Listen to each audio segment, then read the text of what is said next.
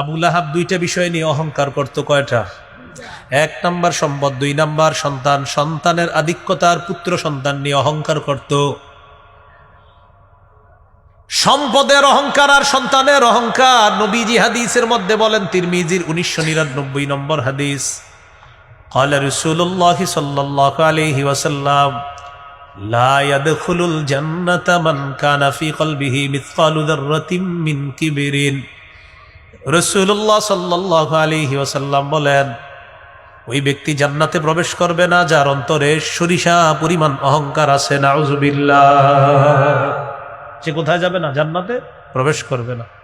আবু লাহাব অহংকার করত 2 জিনিস নিয়ে, সম্পদ, সন্তান, পুত্র সন্তান, এটা নিয়ে সে অহংকার করত। তো আল্লাহ তাআলা বলেন, আল মালু ওয়াল বানুনা জিনাতুল হায়াতিদ দুনিয়া। মনে রাখবা, সম্পদ, সন্তান এগুলা দুনিয়ার চাকচিক্য। আল্লাহ বলেন, ইন্নামা আমওয়ালুকুম ওয়া আওলাদুকুম ফিতনা। এ মানুষ মনে রাখবা, তোমাদের সম্পদ আর তোমাদের সন্তান তোমাদের জন্য পরীক্ষা। আল্লাহ তাআলা বলেন, ইয়া আইয়ুহাল্লাযীনা আমানু লা তুলহিকুম আমওয়ালুকুম ওয়ালা আওলাদুকুম আন যিকরিল্লাহ। হে ঈমানদারগণ, তোমাদেরকে তোমাদের সম্পদ, তোমাদের সন্তান যেন আল্লাহর স্মরণ থেকে গাফেল করে না দেয়, বিমুখ করে না দেয়। তাহলে বলেন তো, কয় জিনিসের কথা এখানে আসতেছে? 2 জিনিস, সম্পদ, সন্তান। সম্পদ, সন্তান। আমরা একটা কথা মনে রাখা, সম্পদ আর সন্তানের মায়ায় যেন কখনো আল্লাহকে ভুলে না যাই, এই কথাটা মনে রাখা। আসেন আবু লাহাবের কথায় চলে যাই। 2 নম্বর আয়াত সূরা লাহাবের, মা আগনা আনহু মালুহু ওয়া মা কাসাব। আবু লাহাবের সম্পদ এবং তার সন্তান তার কোনো কাজে আসে নাই। বদর যুদ্ধে কাফেররা শোচনীয় পরাজয় বহন করার পর, শোচনীয় পরাজয় বরণ করার 7 দিন পর আবু লাহাবের গলার মধ্যে গুটি বসন্তের রোগ হয়েছে গলায়। বদর যুদ্ধে কাফেররা শোচনীয় পরাজয় হলো। শোচনীয় পরাজয় গ্রহণ করার পর, এই শোচনীয় পরাজয়ের পর 7 দিন পর আবু লাহাবের গলার মধ্যে গুটি বসন্তের রোগ হয়েছে। আর আরবরা বসন্তের রোগ খুব ভয় পাইত। এটাকে তারা বিশ্বাস করত, এটা ছোঁয়াছে রোগ, না জানি আমার গায়ে চলে আসতে পারে। আবু লাহাবের পুত্ররা দেখলো বাপের রোগ এটা বেড়ে যাচ্ছে, এক পর্যায়ে বসন্তের রোগে আবু লাহাবের মৃত্যু হয়ে গেল। সন্তানরা লাশ রেখে পালায়া চলে গেল। আবার আয়াতে আসেন, মা আগনা আনহু মালুহু ওয়া মা কাসাব। আবু লাহাবের সম্পদ কাজে আসলো না, সন্তান কাজে আসলো না, বাপের লাশ রেখে সন্তানরা পালায়া গেছে। কাজে আসছে? 3 দিন পর্যন্ত লাশটা পড়ে আছে। লাশ পচে, লাশ থেকে গন্ধ যখন বের হওয়া শুরু হয়ে যায়, এরপর আবু লাহাবের সন্তানরা ফিরে আসছে। আসার পর মক্কার এক ব্যক্তির সহায়তায় বাবার লাশটা মক্কার উঁচু ভূমির মধ্যে নিয়ে যায়। যেমন করোনা ভাইরাসের সময় কুটিপতির সন্তান বাবার লাশ রেখে হুজুরে ফোন দিছে, হুজুর ঠেকায় বললে তো আপনাকে স্মরণ করি, কি করা, ওই আব্বার লাশটা অমুক জায়গায় আছে, এটা ওখান থেকে নিয়ে যান, ভুলেও আমার বাড়ির দিকে কিন্তু আইসেন না। এমনি মারপিট যখন লাগবো তখন আপনাদেরকে পিড়ে টিড়ে সংসদে গিয়ে গোলমো, আপনারা রং মাইখা বসেছিলেন, বাকি এখন আমার আব্বার লাশটা নিয়ে একটু দাফন করুন।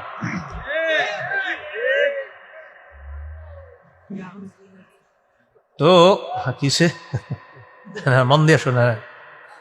তো এরকম আপনার এই যে ওলামায়ে কেরাম করোনার সময় দেখেন নাই, ব্যাস তখন কি, আরে হুজুররা তো আছে, এগুলো মল্লে মুরুক থাক, বল একটা এগুলা হুজুর করে কইয়া দে, এগো জীবনের তো কোনো দাম টাম নাই,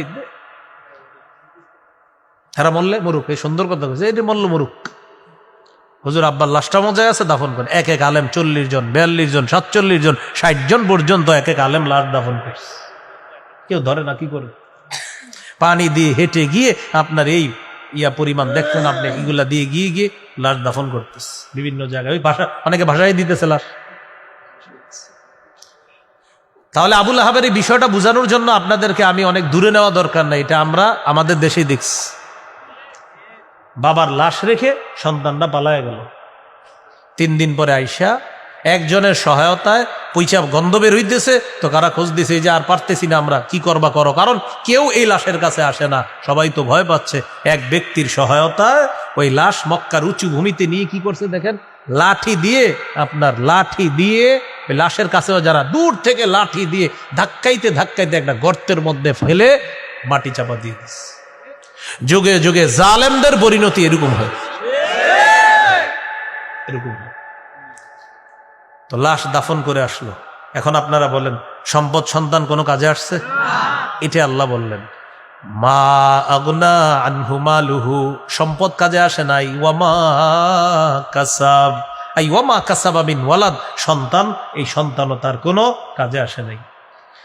এই জন্য দুনিয়াতে এমন সম্পদ সন্তান রেখে যাওয়া, যেই সম্পদ আর সন্তান আপনার মৃত্যুর পরেও কাজে আসবে, এমন সন্তান সম্পদ রেখে যাওয়ার চেষ্টা করা। ক্বালা রাসূলুল্লাহি সাল্লাল্লাহু আলাইহি ওয়াসাল্লাম ইযা মাতাল ইনসানু ইনকাতা আনহু আমালুহু ইল্লা মিন সালাসা। নবীজি বলেন মানুষ যখন মারা যায় তার আমলনামা বন্ধ হয়ে যায়, তিনটা বিষয় চালু থাকে। বলেন কয়টা? এক নম্বর ইল্লা মিন সাদাকাতিন জারিয়া, সদকায়ে জারিয়া, এটা চালু থাকে। দুনিয়ার মধ্যে কোথাও আপনি একটা কল স্থাপন করছেন, মুসাফিররা পানি পান করবে, পানি পান করতেছে, কবরে সওয়াব পাইতেছে, কবরে সওয়াব। একটা ফ্যানের ব্যবস্থা করলেন এতিমদের জন্য, ফ্যানের নিচে তারা আরাম করতেছে, এই ফ্যানের বাতাস তারা খাচ্ছে, আপনি কবরে সওয়াব পাইতেছেন, সদকায়ে জারিয়া। এমন কিছু করে গেলেন যেটা আপনার আমল নামা চলতেছে।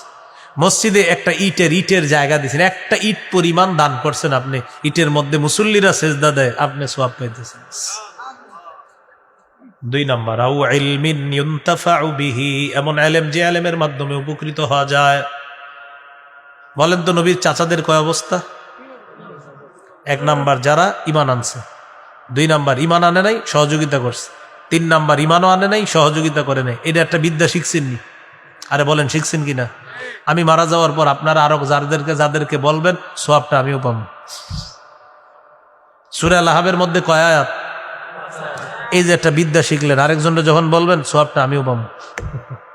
আও ইলমিন ইউনতাফাউ বিহি, এমন ইলম যে ইলমের মাধ্যমে উপকৃত হওয়া যায়।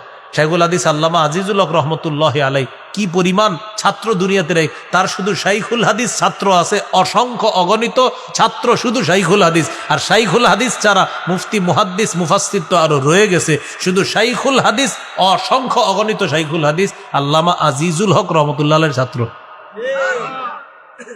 তাহলে কি অবস্থা? আও ইলমিন ইউনতাফাউ বিহি, এমন ইলম যে ইলমের মাধ্যমে উপকৃত হওয়া যায়, এলো দুই নাম্বার। তিন নাম্বার আও ওয়ালাদিন সালিহিন ইয়াদউ লা, এমন একজন নেককার সন্তান রেখে যাওয়া, যে নেককার সন্তান মা বাবার জন্য বলবে রব্বির হামহুমা কামা রব্বায়ানি সগীরা। সন্তান বলবে রব্বির হামহুমা কামা রব্বায়ানি সগীরা, আল্লাহ রব আমার মা বাবার প্রতি আপনি দয়া করেন, যেমন শৈশবে তারা আমাকে লালন পালন করেছে। এরকম একজন নেককার সন্তান দুনিয়াতে রেখে যাওয়া। বুঝে আসছে কথাগুলা? এখন তো বাবা মারা যাওয়ার পরেও বাচ্চাদেরকে নিয়ন্ত্রণে আনার জন্য যেদিন মারা যায় সেদিনই টেলিভিশনটা চালু করে। বাচ্চাদেরকে নিয়ন্ত্রণে আনতে হবে। টেলিভিশন আজকে ভাই মরা মানুষ এমনিও গুনাহ, সবসময় গুনাহ। একটু তো না আপনার আব্বারে তো একটু কবরে যাইতে দেন, আসলে বাচ্চারা ডিস্টার্ব করে তো টেলিভিশনটা ছাড়তে হইছে। আও ওয়ালাদিন সালিহিন ইয়াদউ লা, এমন একজন নেককার সন্তান রেখে যাওয়া, যে নেককার সন্তান বাবার জন্য দোয়া করবে। তাহলে আবু লাহাবের কথায় চলে আসে, মা আগনা আনহু মালুহু ওয়া মা কাসাব, সম্পদ কোনো কাজে আসে নাই, সন্তানও কোনো কাজে আসে নাই। আল্লাহ তাআলা আমাদেরকে সম্পদ, সন্তান এগুলা যেন কাজে লাগিয়ে দুনিয়া থেকে যেতে পারি, আল্লাহ তৌফিক দান করেন। এগুলো দুই নম্বর আয়াত। তিন নম্বর আয়াত সায়াসলা নারান যাতা লাহাব, গর্তের মধ্যে সন্তানরা লাঠি দিয়ে ধাক্কাইতে ধাক্কাইতে গর্তের মধ্যে পুঁতে আসছে। আল্লাহ তাআলা বলেন এটা তো দুনিয়ার অবস্থা, এখন আখিরাতের কি অবস্থা হবে? আল্লাহ বলেন সায়াসলা, অচিরেই সে প্রবেশ করবে নারা, আগুনে, যাতা লাহাব, লেলিহান অগ্নিশিখা যুক্ত আগুনের মধ্যে আবু লাহাব প্রবেশ করবে। দুনিয়া বরবাদ, আখিরাতও বরবাদ। সায়াসলা, অচিরেই সে প্রবেশ করবে নারা, আগুনে, যাতা লাহাবিন, লেলিহান অগ্নিশিখা যুক্ত আগুন, অগ্নিস্ফুলিঙ্গওয়ালা আগুনের মধ্যে আবু লাহাব প্রবেশ করবে। এই হলো 1 থেকে 3 নম্বর আয়াত। তাহলে একটু 1 থেকে 3 নম্বর আয়াতের শিক্ষাটা একটু শিখেন। প্রথম আয়াতে আমার নবীকে আবু লাহাব অভিশাপ দিছিল, অভিশাপের জবাব আল্লাহ দিছে প্রথম আয়াতে। দ্বিতীয় আয়াতে আল্লাহ বললেন ঈমান না থাকার কারণে ওর সম্পদ সন্তান কোনো কাজে আসে নাই। 3 নম্বর আয়াতে আল্লাহ বলেন ঈমান না থাকার কারণে পরকালটাও ওর বরবাদ হয়ে গেছে। মনে থাকবেন ইনশাআল্লাহ ভাই।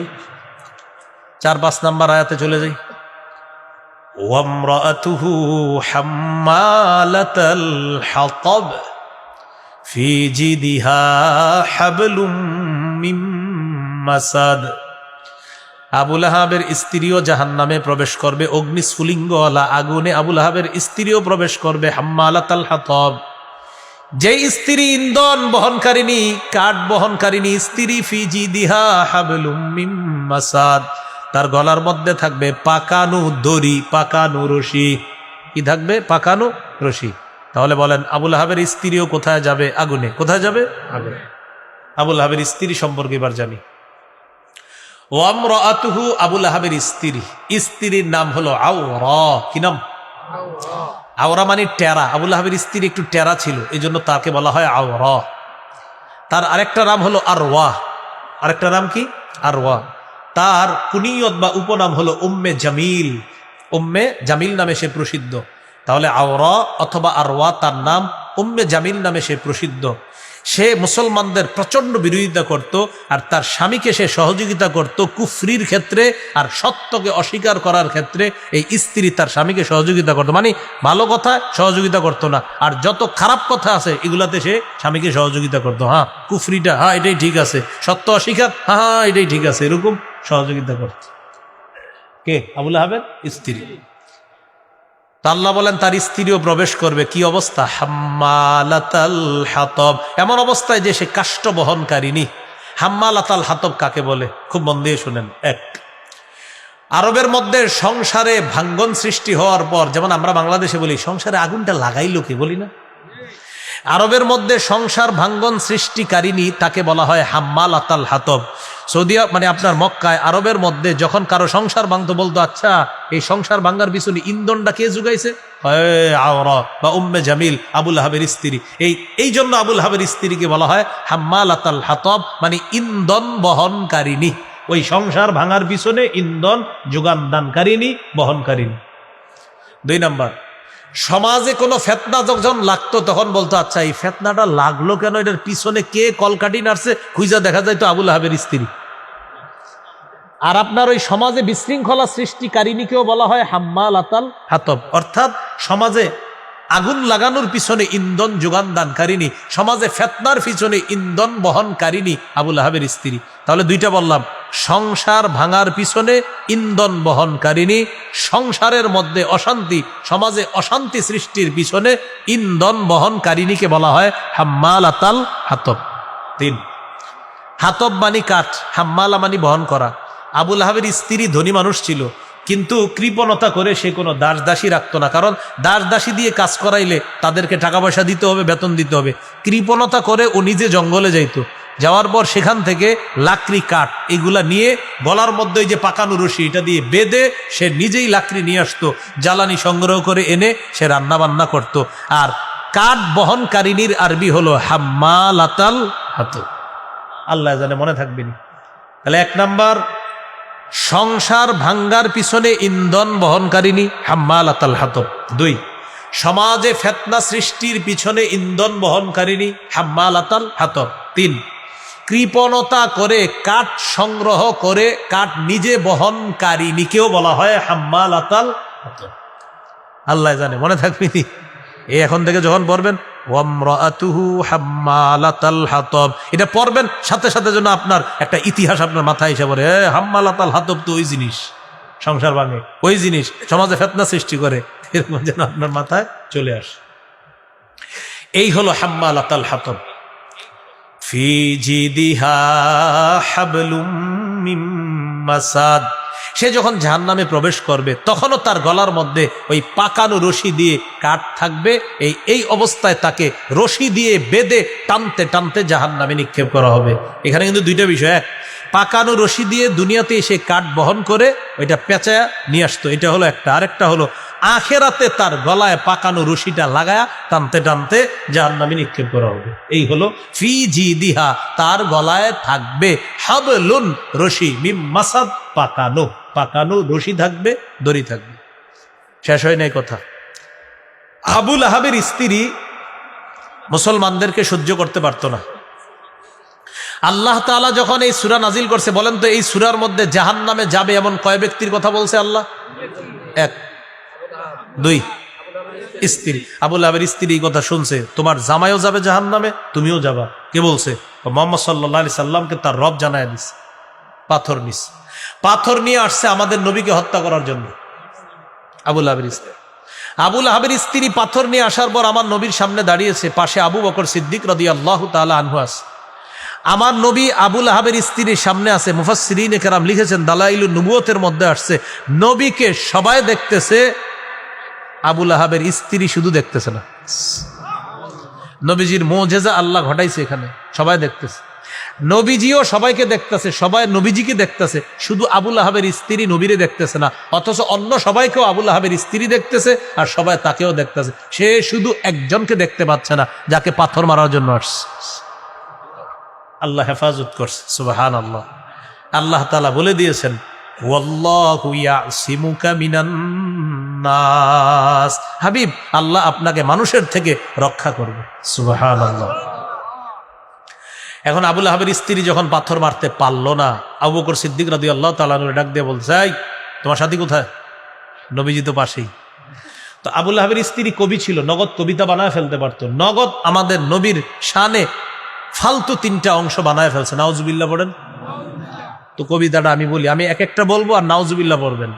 আগে আরবিটা বলি, আরবি বলার পরেও নাউজুবিল্লাহ পড়বেন। মুজাম্মামান আসাইনা, নাউজুবিল্লাহ। ওয়া আমরাহু আবাইনা, নাউজুবিল্লাহ। ওয়া দীনাহু ক্বালাইনা, নাউজুবিল্লাহ।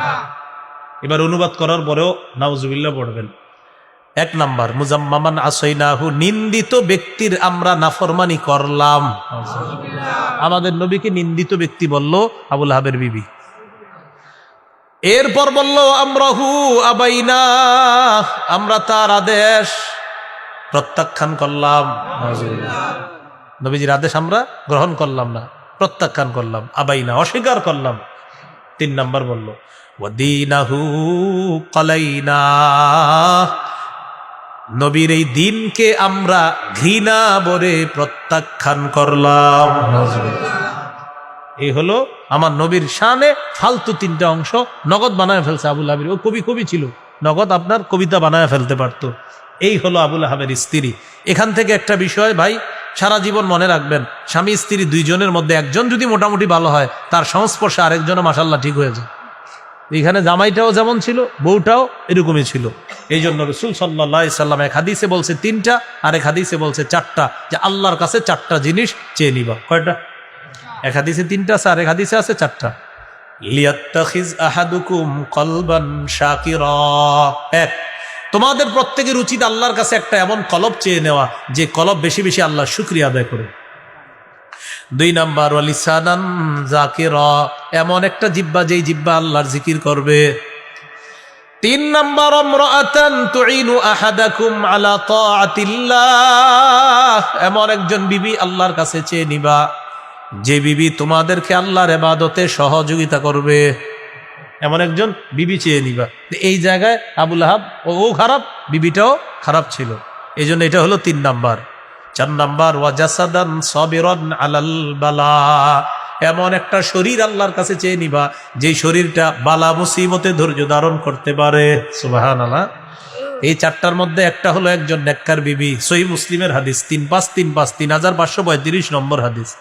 ক্বালা রাসূলুল্লাহ সাল্লাল্লাহু আলাইহি ওয়াসাল্লাম, আদ-দুনিয়া মাতা, আদ-দুনিয়া কুল্লুহা মাতা, ওয়া ফি রিওয়ায়া আদ-দুনিয়া মাতা ওয়া খায়রু মাতা'id দুনিয়া আল মারআতুস সালিহা।